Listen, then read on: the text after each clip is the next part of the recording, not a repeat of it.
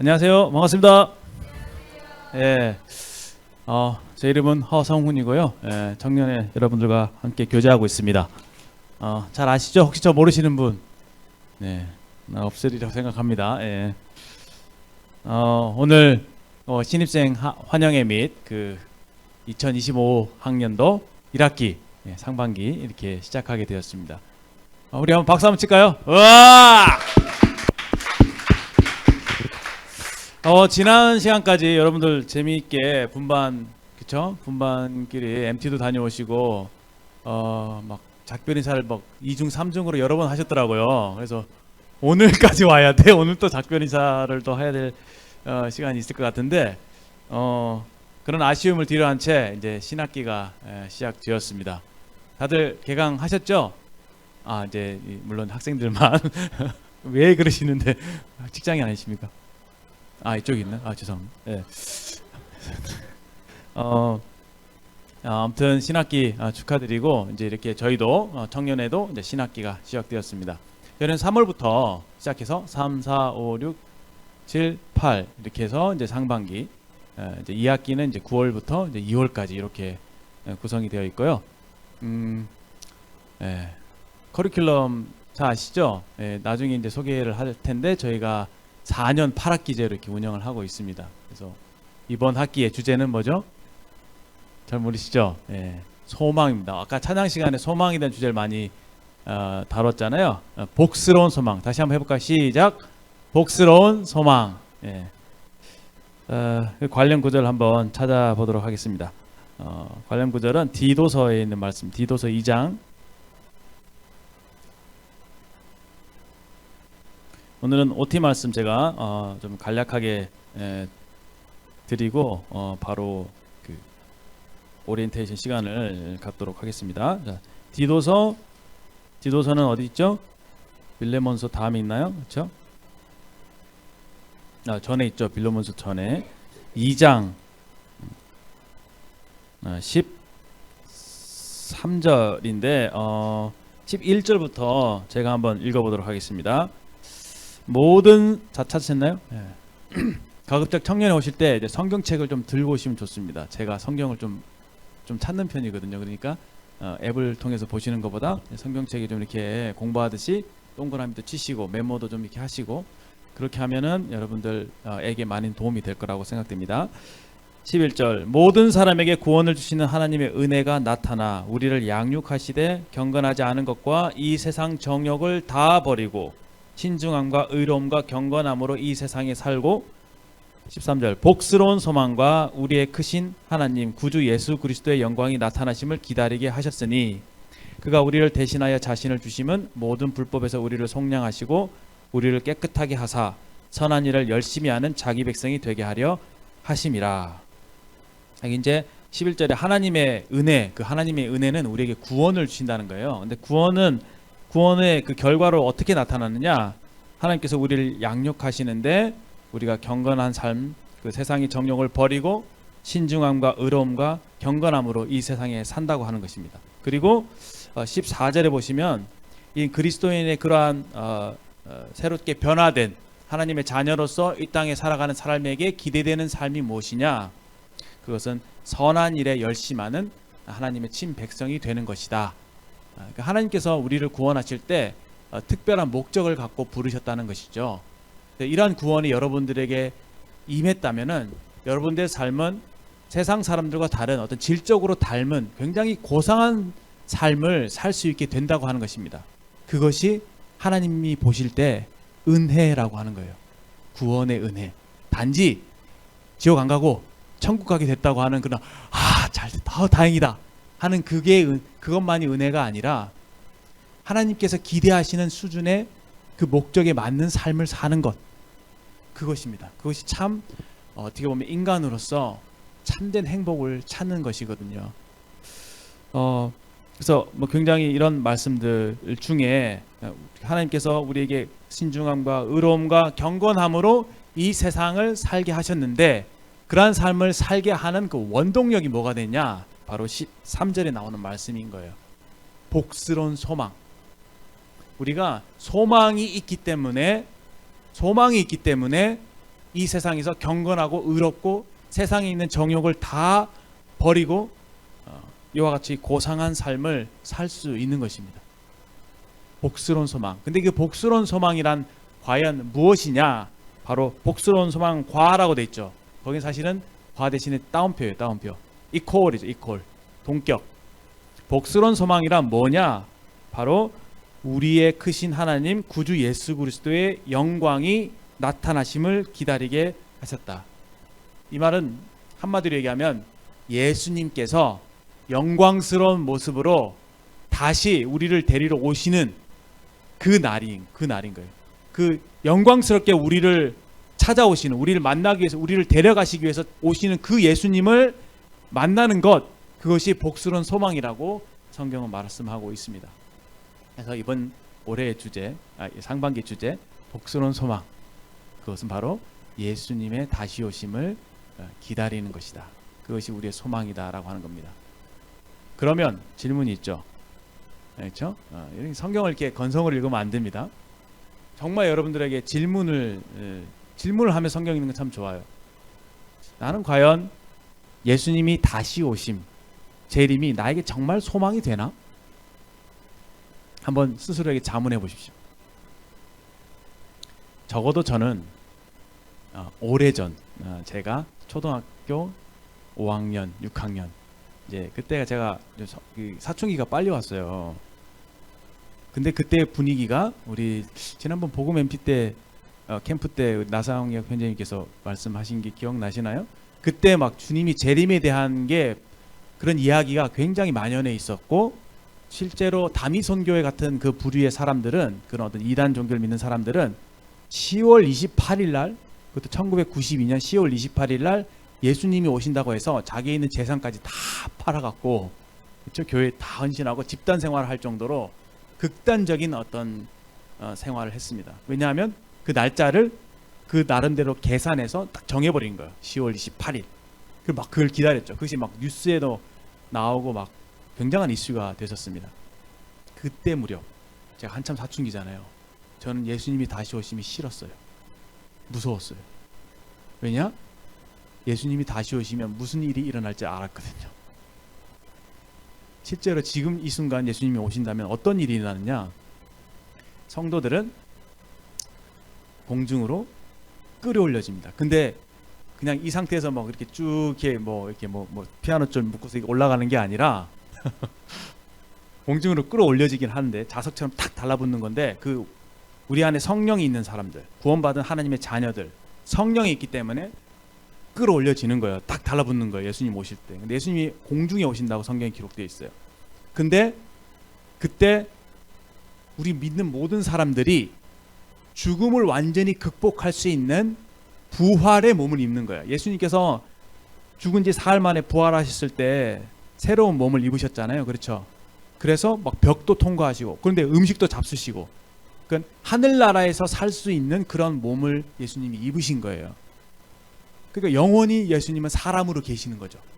부활의 몸을 입으시고. 근데 그와 동일한 부활의 몸을 우리 그리스도인들이 입게 되는 겁니다. 그래서 화장을 당했거나 땅이 매장되어 있거나 그 형체가 알아볼 수 없을 정도로 흙으로 돌아간 사람들, 그 사람들은 새롭게 하나님께서 새로운 몸을 입게 하셔서 공중으로 끌어올리시고요.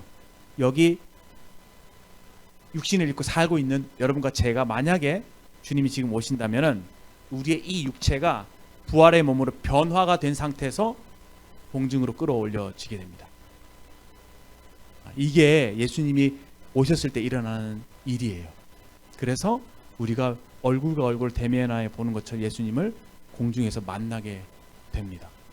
그리고 어떤 일이 발생하느냐? 그걸 이제 휴거라고 하거든요. 그 이후에 이 땅에는 7년간 대환란의 시기가 도래합니다. 7년간 대환란. 그리고 천년 왕국이 있고요. 그 이후에 최종적인 하나님의 심판이 있어서 생명책에 기록되지 못한 자는 불못에 던져지고 또 다른 책이 펴 있는데 그거는 여러 책들이 펴 있는데 그거는 그 책에 따라 사람들을 심판하시는 책이 있습니다. 그 사람들이 그 책들에 기록된 대로 예수님 믿지 않는 사람들은 심판을 받고 영원한 지옥불에 떨어지게 되는 거죠. 그런 심판, 천국과 지옥이 갈려지는 그런 영원한 세계로 이어지게 되는 그런 시간이 있다고 하는 겁니다. 이 내용이 요한계시록에 아주 자세히 기록되어 있습니다. 대부분의 지문을 할애하면서 이 내용을 굉장히 자세하게 또 생생하게 묘사하고 있습니다. 그런데 이제 저는 그게 싫었죠. 왜? 구원의 확신이 없었거든요. 그래서 예수님이 오시는 것에 대해서 굉장히 마음의 두려움을 느끼고 살았어요. 정말 상임편집님께서 간증하신 대로 저도 그랬거든요. 학교 갔다 돌아오면 부모님 안 계시면 막 하늘이 막 무너져 내리는 같은 얼굴이 막 사색이 되고 엄마 어딘지 막 찾고 전화하고 확인하고 그랬는데 구원을 받게 되니까 어떻게 돼요? 제 마음에 예수님의 사랑이 찾아오게 됩니다. 예수님의 평안이 찾아오니까 그런 두려움이 사라지는 것을 경험하게 되었죠. 우리가 그리스도인으로 이 세상을 삽니다. 그렇죠? 어떤 분들은 예수님을 기다리면서 살아가는 분들이 있을 테고, 어떤 분들은 좀 모르겠습니다. 적당하게 있을 수 있어요. 세상과 타협하면서 세상이 추구하는 것들을 적당히 추구하면서 이 세상에서도 좀 뭔가 누릴 건 누리고 편안하게 잘 살고자 하고 또 죽은 뒤에 천국 가면 그것도 좋으니까 이렇게 하면서 조금 이렇게 그런 부류의 사람들이 있을 수 있습니다. 그래서 이제 이런 질문을 우리가 스스로 해보는 것이죠. 나는 정말 예수님의 다시 오심을 기다리고 있는가? 왜 예수님의 다시 오심이 우리에게 소망이 되는가?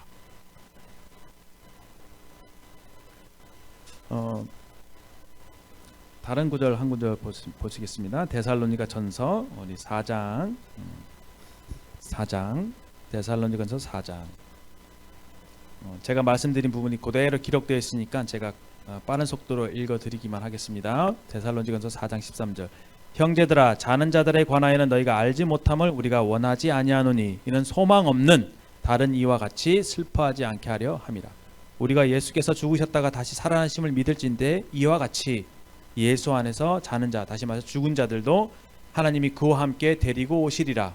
우리가 주의 말씀으로 너희에게 이것을 말하노니 주께서 강림하실 때까지, 다시 오실 때까지 우리 살아남아 있는 자도 자는 자보다 결코 앞서지 못하리라. 16절부터 보세요. 주께서 호령과 천사장의 소리와 하나님의 나팔 소리로 친히 하늘로부터 강림하시리니 그리스도 안에서 죽은 자들이 먼저 일어나고 그 후에 우리 살아남은 자들도 그들과 함께 구름 속으로 어떻게 끌어올려 공중에서 주를 영접하게 하시리니 그리하여 우리가 항상 주와 함께 있으리라. 예수님의 재림의 포인트는 여기 있습니다. 항상 주와 함께 있으리라. 그래서 18절에 그러므로 이러한 말로 서로 위로하라. 예수님이 다시 오시게 되면 우리가 예수님과 함께 영원히 거하게 된다, 함께 살게 된다고 하는 것이 성도의 궁극적인 소망이라고 하는 거예요. 그렇기 때문에 이 소망으로 인해서 서로가 위로할 수 있다는 거예요. 이때 당시에 예수님을 믿던 사람들은 예수님을 믿었다는 이유로 인해서 많은 핍박을 당하고 불이익을 당하고 참 서러움을 당하고 막 고통과 눈물 속에서 살았습니다. 그들이 사랑하는 예수님을 다시 만난다고 한다는 것은 그들에게 엄청난 소망이었습니다. 항상 주와 함께 있는다는 그 말씀은 어떤 의미를 또 포함하고 있냐면 보세요. 먼저는 예수님을 사랑하는 사람이 예수님과 함께 있기를 원하겠죠. 그렇죠? 핵심입니다. 우리가 왜 예수님이 다시 오심이 소망이냐? 여러분들 이제 요한계시록 공부하면서 한번 계속 한번 찾아보십시오. 무엇이 과연 본질적인 이야기일까? 무엇이 정말 내게 필요한, 오늘을 살아가는 데 필요한 진리일까를 한번 고민하면서 왜 예수님이 다시 오심이 나에게 소망이 되는지를 스스로 답을 찾아가 보시기 바랍니다. 그리고 정말 그 말씀 속에서 소망을 발견하시게 되시기를 바랍니다. 적어도 제가 보는 왜 예수님과 함께 있는 것이 소망이 되냐면 예수님을 사랑하기 때문에 그래요. 정말 여러분 예수님 사랑하잖아요. 그럼 예수님 정말 보고 싶습니다.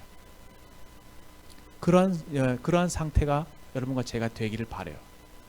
이 말씀을 공부하면서 예수님의 아름다우심, 예수님의 높으심, 예수님의 사랑스러우심, 거기에 우리 시선이 맞춰지게 되기를 바랍니다.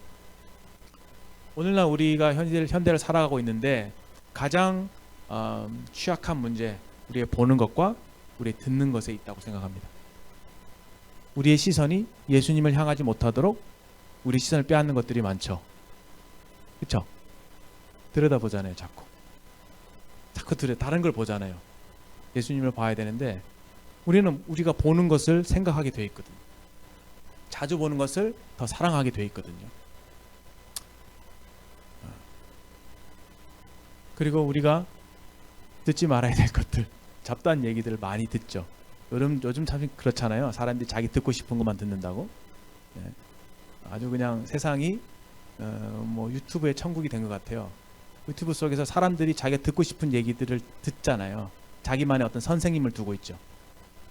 그런 자기만 추구하는 가치, 그 가치에 대해서 자기 귀를 즐겁게 해줄 만한 그런 소식들을 따라갑니다. 그래서 알고리즘, AI가 어떻게 그렇게 정확하게 잘 아는지 내 마음을 잘 알아서, 내가 좋아하는 거 잘 알아서 계속 던져주죠. 근데 이거 아닌 거 알면서도 자기도 모르게 많은 시간을 빼앗기게 됩니다. 그래서 우리 안에 있는 예수님에 대한 사랑이 자꾸 식어져 가는 건지도 모르겠습니다. 바라기는 우리 시선이 예수님을 향하고 우리의 귀가 예수님의 음성에 귀를 기울일 수 있게 되기를 바랍니다. 여기에는 엄청난 결단이 필요하다고 생각이 되고 그러한 시대가 된 것 같다는 생각이 듭니다. 예수님이 다시 오실 때 주님이 그렇게 말씀하셨거든요. 다 졸며 잘세. 굉장히 졸린 시대거든요. 영적으로. 그래서 마음에 큰 결단을 하지 않으면, 정신을 차리지 않으면 쉽게 우리의 눈이 어두워지고 감겨지고 우리의 귀가 닫혀지는 그런 것들을 경험하게 됩니다. 두 번째는 뭐냐면 예수님과 함께 있다고 하는 말은 무슨 말이냐면요. 예수님의 통치예요. 통치. 하나님의 나라. 하나님의 나라는 예수님이 왕이 되셔서 통치하는 나라입니다.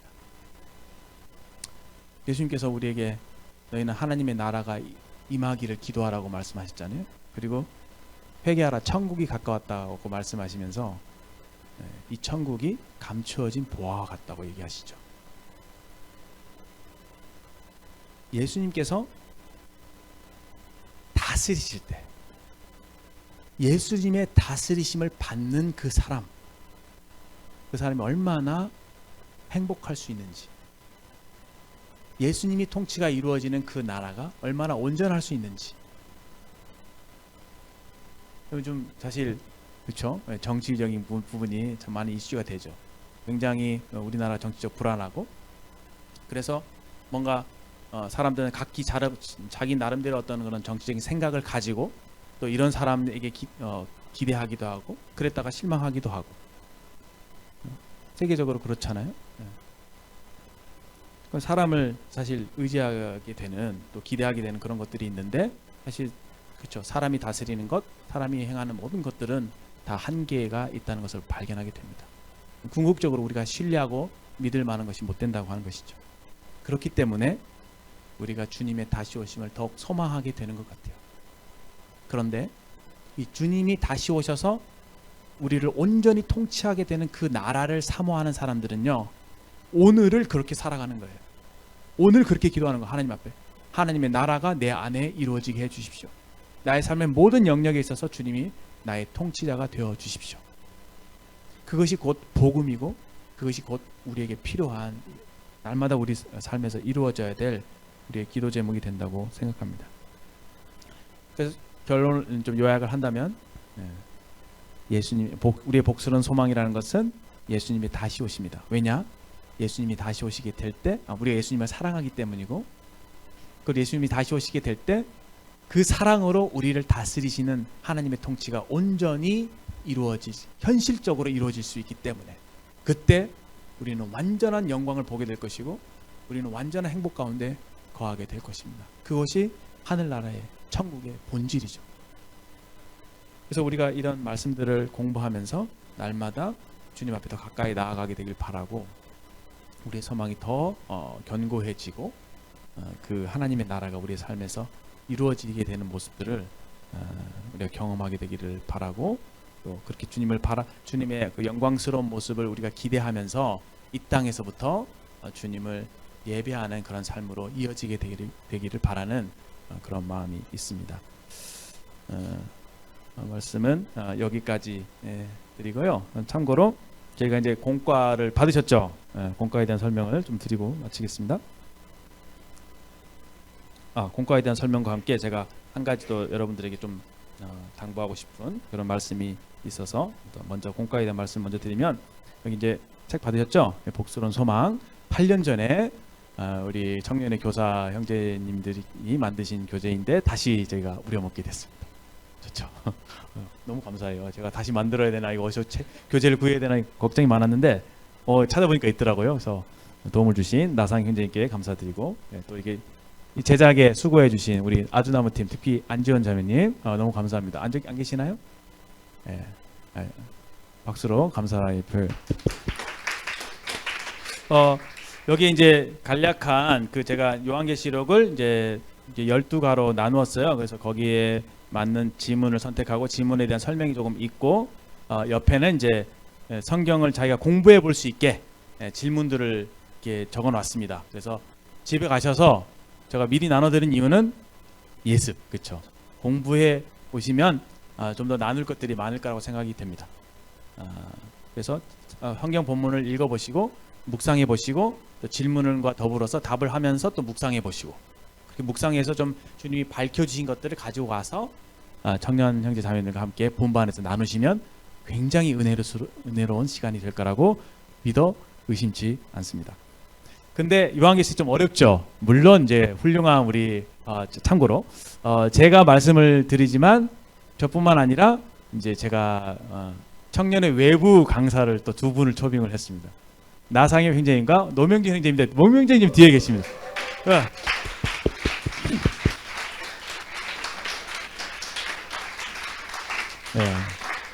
굉장히 행복하게 생각하고 있고, 사심이 좀 있습니다. 좀 이렇게 영입 계획을 가지고 아무튼 저희와 함께 해주셔서 너무 감사드리고 우리 이분께서 이제 말씀을 세 분께서 돌아가면서 이렇게 해주시게 될 거고요.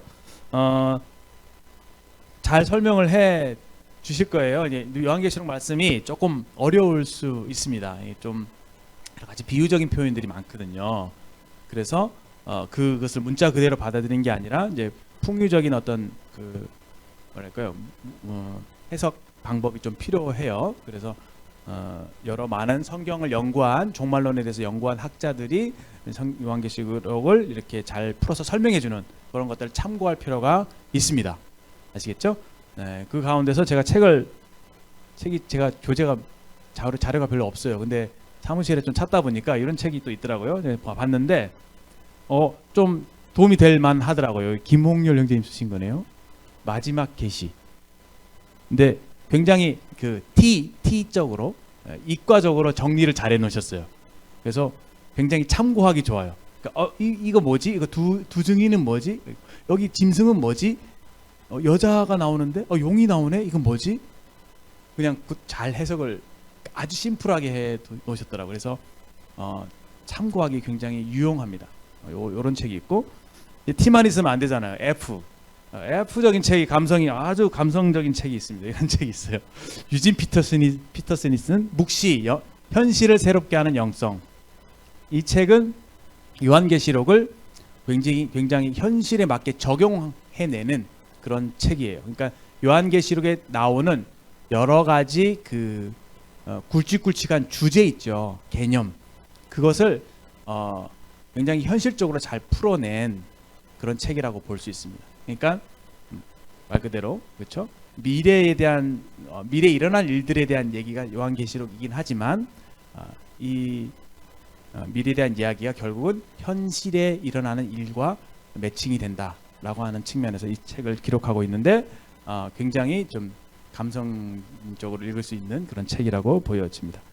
있고 또 성경에 사실 우리가 예언서잖아요, 이게. 그렇죠? 예언서를 공부하는 데서도 필요한 참고할 만한 게 이제 성경의 예언. 이 책은 성경에는 구약의 예언도 있고 신약의 예언도 있지 않습니까? 근데 그 예언을 전반적으로 이해하는데 도움이 될 만한 책이에요. 그래서 이 책을 좀 이렇게 스터디해서 잘 예언은 그렇게, 예언의 말씀은 이렇게 읽는 거지, 이런 분별력을 가지고 읽는 거지라고 하는 그런 감이 좀 잡힌다면은 여러분들이 여러 구약의 어려운 말씀들, 뭐 계시록 말씀들 이거 읽는데 굉장한 도움을 받을 수 있을 거라고 생각합니다. 자, 여기까지 하고요. 자, 한 가지 좀 이렇게 광고 및 약간 당부를 드리고 싶은 말씀은 빌립보서 4장에 있는 말씀인데요. 잠깐 한번 보시면 빌립보서 4장 10절에 보시면 내가 주 안에서 크게 기뻐하면 너희가 나를 생각하던 것이 이제 다시 싹이 남이니 너희가 또한 이를 위하여 생각은 하시나 기회가 없으니라. 내가 궁핍함으로 말하는 것이 아니라 어떠한 형편이 나는 자족하기를 배웠느니 라고 얘기하면서 13절에 유명한 말씀 있죠. 내게 능력 주신 자 안에서 내가 모든 것을 할 수 있느니라 라고 기록되어 있고 18절 내게는 모든 것이 있고 또 풍부한지라 에바브라 편에 너희가 준 것을 받음으로 내가 풍족하니 이는 하나님이 받으실 만한 향기로운 제물이요 하나님을 기쁘시게 한 것이라. 그러면 19절 나의 하나님이 그리스도 예수 안에서 영광 가운데 그 풍성한 대로 너희 모든 쓸 것을 채우시리라. 제가 이제 청년 형제 자매들에게 그 헌금하는 것에 대해서 좀 이렇게 잘 교제를 못 해드린 것 같아서 좀 교제를 드리고 싶은 마음이 있습니다. 이 말씀은 잘 아시죠? 빌립보 성도들이 사랑이 넘쳤어요. 기쁨이 넘쳤어요. 그러다 보니까 그 여기 마케도냐 지방이잖아요. 굉장히 그렇게 경제적으로 넉넉하지 않았습니다. 궁핍했어요. 환란이 있었습니다. 그럼에도 불구하고 바울을 생각하면서 사랑의 연보, 선물, 쉽게 말해서 헌금을 했던 거예요. 그래서 선교사에게 동역했습니다.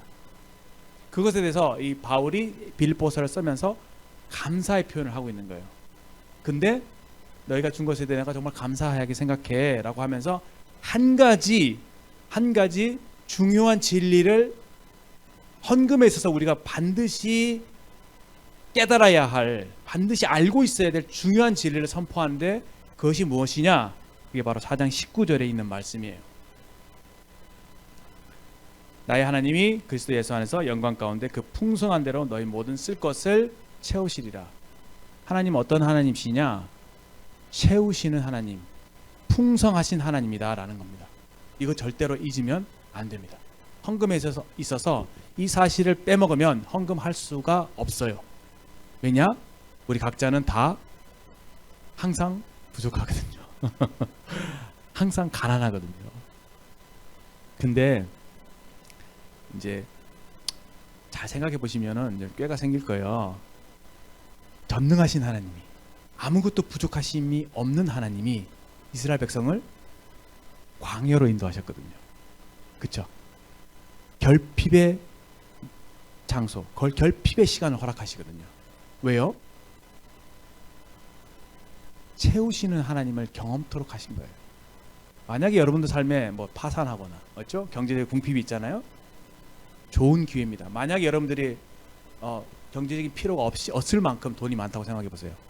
절대로 하나님 의지하지 않습니다. 하나님 의지하지 않으니까 하나님을 경험할 수 있는 기회가 없어요. 근데 궁핍하기 때문에 하나님을 경험할 수 있는 거예요. 경험적으로 말씀을 드립니다. 왜냐? 궁핍하니까 어떻게 해요? 기도하죠. 기도하니까 어때요? 하나님께서 물론 내가 원하는 걸 다 기도한다고 원하는 걸 다 받는다 이렇게 뭐 자판기처럼 뚝 누르면 나오고 그런 건 아니에요. 그렇죠? 그런데 하나님이 뜻이면, 하나님께서 만약에 여러분들에게 어떤 마음을 주셔서 헌금하도록, 누군가에게 헌신하도록, 또 교회에 어떤 헌금을 하도록 그런 넉넉한 마음을 주신다면은 믿음을 따라서 그렇게 하는 것.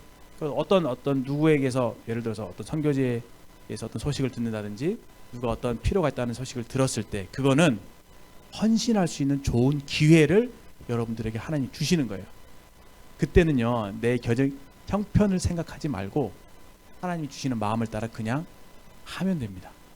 그러면 내가 드린 만큼 하나님은 반드시 채우시는 분이라고 제가 이 연사 목소리 높여서 감히 여러분들에게 외칠 수 있습니다. 그건 진리입니다. 하나님이 그걸 의도하시는 거예요. 사람이 재물과 하나님을 겸하여 섬길 수 없죠. 그렇죠? 그만큼 재물이라고 하는 문제, 이 돈이라고 하는 것은 우리에게 연약한 부분입니다. 정말 예민한 부분이죠. 그렇죠? 주님을 정말 사랑하지 않으면, 정말 하나님을 신뢰하지 않으면 할 수 없는 게 주님께 물질을 드리는 일이에요. 그만큼 하나님께 대한 사랑을 표현하기도 좋은 부분이 물질을 드리는 부분이거든요. 역으로 생각하면, 그렇죠? 할 수 없기 때문에, 내가 과부이고 2렙돈밖에 없기 때문에 과부가 드린 2렙돈이 하나님께는 엄청나게 크게 하나님께서 그것을 감사하게 받으시는 거거든요. 뭐 사렙다 과부 얘기 뭐 더 거론 안 해도 아시겠죠. 오병이어의 기적 공통점이 있습니다. 그렇죠? 할 수 없는 상황이에요. 이거 기름 밀가루 한 주먹, 기름 한 방울 그거 해서 이제 한 끼 만들어 아들과 과부가 먹고 죽으려고 했었잖아요. 근데 그거를 엘리야가 달라고 그러잖아요. 드렸죠. 그때 어떻게 됩니까? 통의 기름이 다하지 않았고 밀가루가 차고 넘쳤죠. 왜 그런 말씀을 기록해 놓으셨을까요? 소년에게 예수님께서 그 높으신 전능자 창조주께서 소년의 그 조그만 그 도시락 오병이요, 보리떡 5개, 물고기 2마리, 그렇죠? 받으셨죠? 감사하셨어요. 그 사건이 우리에게 시사하는 바가 큽니다. 물질의 많고 적음에 있는 것이 아니라 우리의 중심을 보시는, 마음을 보시는. 그래서 여러분들 정말 여러분들이 다니고 있는 직장, 어떤 여러분들이 거기서 얻는 수입, 그것에 정말 이건 하나님이 주신 거라고 여러분들이 인정하고 그럴 수 있다면 그것에 대한 표시를 10분의 1 통해서 하는 것입니다. 그거는 정말 잘하는 것이고 하나님께서 반드시 그것을 알아주시고 기뻐하시고 그만큼 하나님께서 채우실 거라고 믿습니다. 뿐만 아니라 거기에 더해서 우리 마음에 어떤 감동을 주실 때 어떤 교회나 청년의 필요를 따라 이렇게 헌금하는 것에 대해서 여기 말씀처럼 하나님이 받으실 만한 향기로운 18절이죠. 향기로운 제물이요 하나님을 기쁘시게 한 것이니라. 우리가 절대로 교회에다가 헌금할 때 또 누군가에게 지명 헌금을 한다든지 할 때 그것을 사람한테 드린다고 생각하면 절대 안 됩니다. 저는 항상 기도하면서 드리거든요. 이체할 때 교회에 헌금할 때 하나님 정말 감사합니다. 제가 하나님 사랑하고 이 물질 하나님께 드리니까 하나님께서 하나님 기뻐하시는 대로 하나님의 사람들을 통해서 하나님의 영광을 위해 사용해 주십시오. 그런 마음으로 항상 그렇게 하거든요. 그런 것을 하나님 정말 기뻐하십니다. 그래서 그런 것들 여러분들이 격려해 주고 싶어서 이렇게 말씀을 드렸고 교회 청년회도 이제 운영하는 데 여러 가지 재정적인 필요가 있는 거 여러분 아시죠? 그렇죠? 그래서 청년회 헌금하실 수 있다. 안내를 드린 겁니다. 그렇죠? 하실 수 있다. 청년회 청년회 계좌가 있는 거 아시죠? 그래서 여러분들 헌금하면 따로 없는 걸로 알고 있어요. 그렇죠? 그래서 그 필요에 따라서 거기에 관심을 가지시고 하시면 굉장히 좋습니다. 아시겠죠? 분반을 여러분들 해보셔서 아시겠죠? 분반을 운영하다 보면 그렇죠? 여러 가지 필요하잖아요. 근데 어떨 때 보면은 물론 이제 교사 형제 자매님들이 사랑하는 마음으로 이제 막 뒤에서 채우기는 하시지만 그런 걸 여러분 아신다면은 내가 동참할 수 있다라고 하는 그런 마음도 가질 수 있습니다. 그래서 좀 부족하네. 여기 이런 거 어떻게 하실까? 교사님들이 다 감당하시는 것 같네. 그런 것에 대해서 저는 눈에 보이신다면 그렇지 이거는 필요가 있으니까 내가 좀 더 좀 돕자는 마음으로 이렇게 하실 수 있다는 거 말씀을 드립니다. 그 대표적인 예 중에 하나가 저희가 MT를 하잖아요. 그렇죠? MT를 회비제로 하지 않잖아요. 그 이유는 뭘까요? 혹시나 우리 중에 그것조차 감당할 수 없는 분들이 있을 수 있잖아요. 구도자나 이런 분들이 있을 수 있죠. 그분들을 위해서 우리가 좀 여유가 있으신 분들은 그쵸, 내 것만 내는 게 아니라 2배수해서 내실 수도 있고, 아니면 조금 더 이제 뭐 10,000원, 2만 더해서 낼 수도 있고, 그런 걸 저희들이 생각하는 겁니다. 아시겠습니까? 네, 이제 더 이상 이 부분에 대해서는 얘기하지 않겠습니다. 그렇게 안내를 드리고, 참고로 저희가 이제 여러 가지 MT를 하고 이런 데 있어서 청년 재정이 많이 필요합니다. 근데 혹시나 여러분들 교회가 그렇게 돈이 많은데 뭐 이렇게 생각하시는 거 있는데, 그렇게 생각하지 않으셔도 됩니다. 맞죠? 예, 교회가 이거 좀 너무 자세하게 말씀드리면 뭐 어떻게 생각할지 모르겠지만, 교회는요 매년 1억씩 적자래요. 그래서 지금 이제 건축 헌금에서 빼서 이제 쓰고 있는 거라고 합니다. 예, 그래서 결코 교회 재정이 넉넉한 것은 아니다라는 것을 말씀을 드리고요. 그렇죠? 청년에도 약간 그런 부분이 있으니까 여러분들 좀 관심을 가지시고 동참해 주시면 감사하겠다, 이렇게 말씀을 드립니다. 여튼 그게 핵심이 아니라 이렇게 드리는, 그렇죠? 자발적으로 드리게 됐을 때 하나님을 경험한다고 하는 것이 굉장히 큰 일입니다. 한번 해보세요. 그렇죠? 어떤 문제가 있을 때, 어떤 재정적인 어떤 문제가 있었을 때, 이것을 해야 될지 말아야 될지 생각할 때, 뭐 예를 들어서 선교지 방문이다 쳐요. 그러면 먼저는 뭐 하냐면 계산하지 마시고 하나님께 먼저 기도해 보세요. 하나님, 이거 저가 가야 됩니까, 말아야 됩니까? 하나님 뜻이 무엇입니까? 물어보세요. 하나님이 가라고 하는 가라고 인도하시잖아요. 그럼 하나님 나 가라고 하시네요 라고 하면은 그 뒤는 하나님 책임지시니까 물질에 대한 염려를 내려놓으셔야 됩니다. 다시 얘기합니다. 어떤 사안에 놓고 재정적인 요소가 가미가 되는 문제가 있을 때 그것에 대해서 계산을 먼저 하는 게 아니라 이거 하나님 뜻인가요? 아닌가요를 먼저 물어보셔야 된다고요. 그리고 그것이 하나님께서 나에게 그렇게 하라고 하는 말씀을 주셨다면, 그게 하나님 뜻이라고 분별됐다면 재정적인 필요를 고민하지 마시고 그걸 결정하고 나가시면 됩니다. 그러면 그건 하나님이 여러분들에게 말씀하신 것이기 때문에 그 부분은 하나님께서 재정적인 부분은 채우신다고 저는 그렇게 믿습니다. 우리가 교회 건축을 놓고 기도하고 있죠. 예, 그 똑같은 프로세스라고 생각해요. 하나님 뜻인지 하나님 인도하심이 있는지를 먼저 우리가 기도해 보고, 하나님께서 이런 부분에 인도하심이 있을 때 교회는 그 방향으로 머리 대신 주님을 따라 나가야 된다고 생각합니다. 그리고 돈에 대해서 얽매여 있는 것은 결코 하나님 뜻이 아니다.